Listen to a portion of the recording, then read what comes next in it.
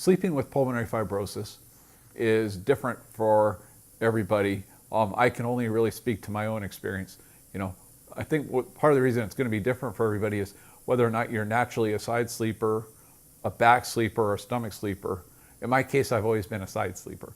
So with the pulmonary fibrosis, the main thing is, first of all, you don't have as much control over your breathing as you do when you're awake. And when I'm awake, it's pretty easy to force myself to breathe through my nose and then either exhale through my nose or my mouth.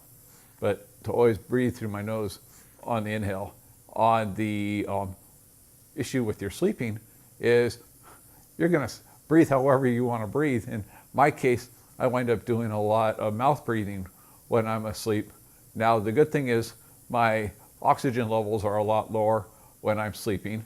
But the challenge is that my nose gets plugged up at night and my mouth gets awfully dry, and I just logistically find it's a challenge.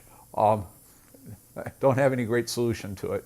I keep water right next to my bed and try to drink water frequently, and then remember to nose breathe as I'm falling asleep and hope that that pattern will continue once I fall asleep.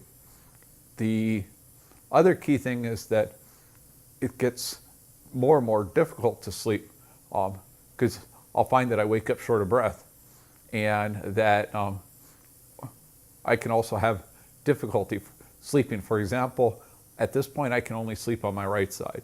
If I try to sleep on my left side, my breathing rate is too heavy. I think it's just that side has more damage and it's much harder for me to sleep on it, so I can't even fall asleep on my left.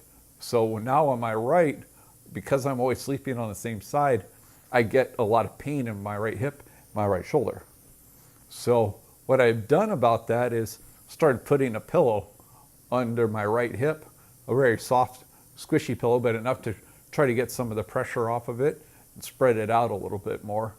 And then I've done something similar for my right shoulder, and I use one of those little airplane neck pillows and tuck it around my right shoulder to try to spread some of the load. Now, none of that's perfect, but it helps. So you can't do any kind of supplemental oxygen while you're sleeping?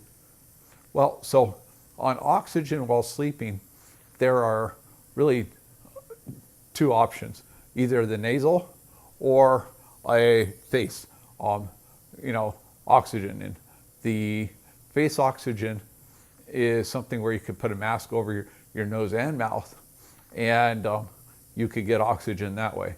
And on the face oxygen, I think some people find that it works better to use that at night. So far, what I've been doing has been working, so I've been using the cannula. The less I have attached to my face at night, the better.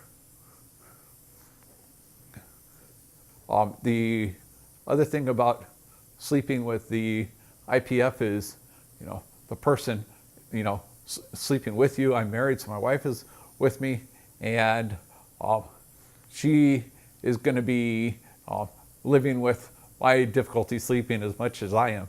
So, for example, if I wake up in the middle of the night coughing, she's going to be there to help support me with that and get me through that, but at the same time, it's interfering with her sleep.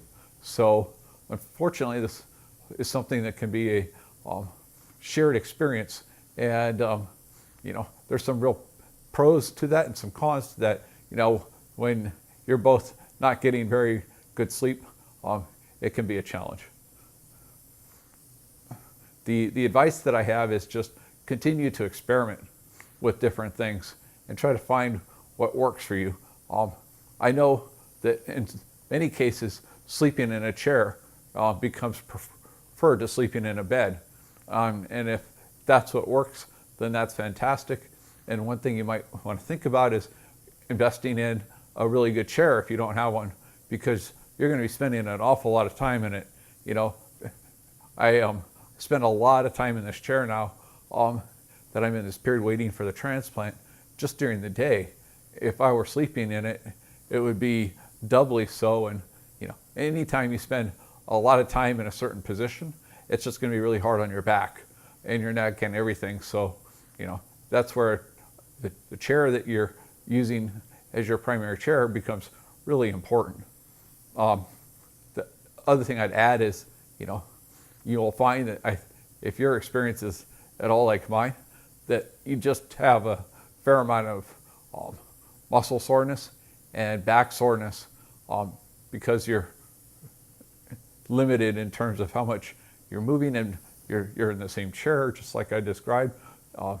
And in my case, I'm not used to this, so it's something that's very different for my body than the normal routine. So what I find is trying to do some kind of strengthening exercise can be really helpful, be it yoga or be it, a plank type exercise to help with core strength, or be it using the exercise machines. Some kind of exercise to keep your body strength up, I think will be difficult because it's not easy to do when you're fighting the challenge of the oxygen and the harder effort to breathe, but really worthwhile when it comes to preserving some of your core strength, the muscles that keep everything in alignment and keeping some of that back pain and neck pain down. The other thing, of course, is it may be helpful to think about a chiropractor and or a periodic massage to try to work through some of that. In my case, at least, what I found is a massage once a week or so can help hugely to let loose a lot of the cumulative tightness that builds up. And it doesn't solve the problem, but it can certainly help immensely to relieve some of it and provide a chance to get some good sleep. And then it just becomes about managing these challenges as best you can. And are you seeing a chiropractor as well? I have not seen a chiropractor for this particular issue. I have in the past for other issues. And I think for some people a chiropractor may make sense. For me, at least, it's mainly a muscle tightness or cramping issue, and the massage tends to do the trick.